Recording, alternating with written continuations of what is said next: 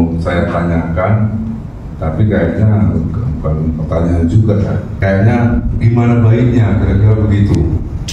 Seperti yang dipresentasikan tadi. Panwascam gelar sosialisasi netralitas ASN. Salman Abror ajak masyarakat awasi netralitas ASN.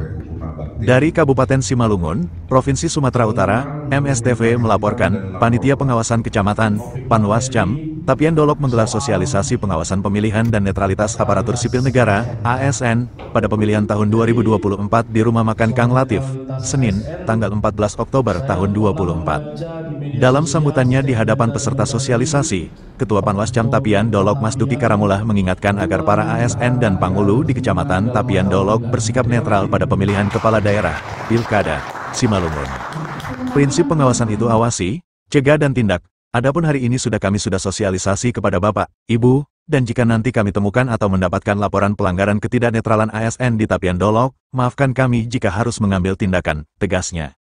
Di sisi lain, Juraini Purba Camat Tapian Dolok mengaku Bupati Simalungun telah mengeluarkan surat edaran, ST, nomor 800.1.6, tanggal 2 Januari tahun 2024, tentang netralitas ASN di lingkungan pemerintah Kabupaten Simalungun.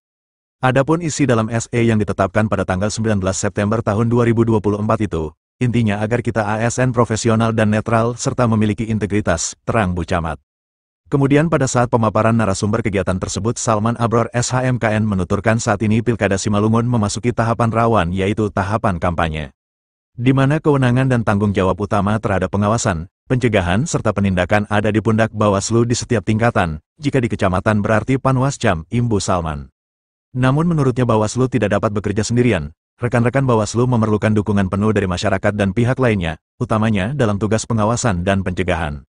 Masyarakat harus ikut mengawasi netralitas ASN, jika kita menginginkan Pilkada Simalungun berlangsung jujur dan adil sehingga Pilkada Simalungun pada akhirnya mendapatkan legitimasi di mata publik, sebut Salman Komisioner KPU Simalungun periode tahun 2018 sampai tahun 2023, dari Kabupaten Simalungun, Sumatera Utara, Senin, tanggal 14 Oktober tahun 2024, Sap Muhardi melaporkan. Yang tertera di soft file-nya DPD itu.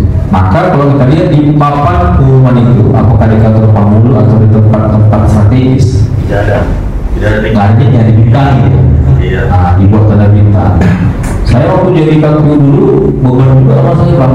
Kalau dari BPS tantangannya Pak Panghulu, kalau kalian bupati Pak, Kapolres tantangan. Pak Salman kata Pak Kapolres kan waktu itu masalah COVID.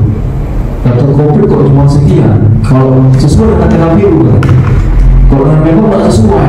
Boleh juga itu sebenarnya, tapi kadang-kadang karena ketakutan menolak saya, pimpinan yang baru, jadi dia lebih kepada bakunya ketentuan itu. Kalau kita kan harusnya komunikatif juga kan, izin Pak ini datanya masih aja, tapi sudah diminta. Kalau kami dulu begitu cara berkomunikasinya, biar apa? Biar tidak ada kecurigaan. Kan pernah terjadi KPU ini. Minta partai politik DPD itu dibuka karena ada namanya ghost voter ya. Pemilihan itu yang meninggal hidup lagi. Maka dicek, ya boleh, tapi di tempat itu dicek oleh semua operator partai politik, maka terjadilah namanya DPD HP1 perbaiki lagi. Jadi di kami juga pernah direkomendasikan data sekitar 24.000 DPD belum masuk. Nah hari ini Pak Panghulu tahapannya sudah siap, udah nggak bisa lagi. Pertanyaannya bagaimana kalau yang belum terdaftar di DPD bisa nggak nyoblos? Kan itu kekhawatirannya. Nah KPU sudah menyiapkan regulasi itu boleh sepanjang dia membawa kartu tanda penduduk KTP dan mencoblos di TPS terdekat. Nggak bisa aja KTP-nya Purbasari nyoblosnya di Sinasa, nggak bisa. Mau jaga kan, tinggal gitu aja. Nah, tapi mungkin bang perintah di sana gitu bang, mereka nggak berani, jangan kasih, nggak berani lah. Mereka tegak lurus, ya kan, tegak lurus. Gitu. Susah kali ya kan? Jadi nggak berani untuk berkomunikasi. Itu yang DPD. Kemudian yang Pak Tito tadi kan tadi sudah kami ceritakan, itu menjadi viral. Kemudian kan diklarifikasi Pak Tito. Apa klarifikasinya? Untuk mendengarkan visi dan misi. Ya kan, mendengarkan visi dan misi dari Pak Camat bilang ya jangan ada depan-depan, di belakang, kan kira-kira gitu.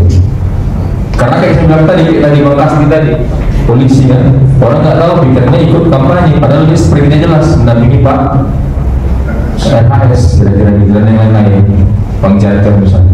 Nah, jadi ini memang ya tadi khawatirkan karena ada tindakan temukan, dokumentasikan dan laporkan. Antara paslon 1 dan paslon 2 kita harapkan tidak ada bersinggungan dalam masalah pemilihan. Terima kasih.